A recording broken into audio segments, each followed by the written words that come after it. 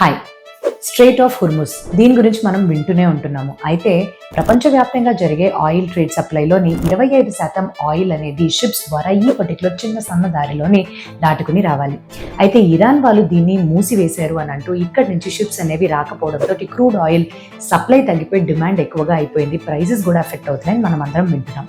కాకపోతే ఒఫీషియల్గా చెప్పాలంటే US and Iran యొక్క టెన్షన్స్ తారాస్థాయికి చేరాయి. కానీ ఇంకా ఆశ్చర్యంగా ఇరాన్ వాళ్ళు ఒఫీషియల్గా ఈ దారిని అయితే మూసివేయలేదు. కానీ షిప్స్ యొక్క రాకపోకలు దీంట్లో 94% వరకు తగ్గిపోయినాయి. దీని వెనక కారణం ఏంటి? సో ఇక్కడ ఏవైతే ఇన్సూరెన్స్ కంపెనీ షిప్స్లోనే ఉండే ఈ వస్తువులకి ఇన్సూరెన్స్ ఇవ్వాలో వాటికి మేము కవరేజ్ ఇవ్వమంటూ తేల్చేశారు. ఇలా కవరేజ్ కావాలి అని అంటే ప్రీమియం ఇప్పుడు ఏదైతే 0.25% కాస్త చెల్లిస్తున్నారో అది 3% వరకు పెంచేశారు.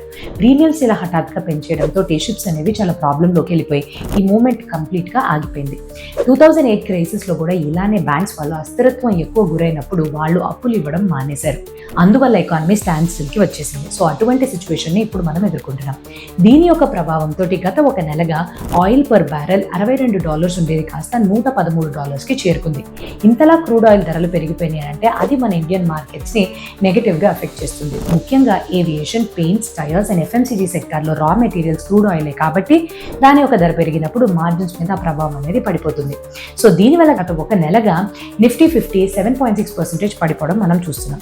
అయితే మీ యొక్క థాట్స్ ఏంటి? ఈ పర్టికులర్ క్రూడ్ ఆయిల్ ధరలు ఇంకా $150ని దాటి వెళతాయని అనుకుంటున్నారా? అయితే కమెంట్ సెక్షన్లో తెలియపరచడం మర్చిపోకండి.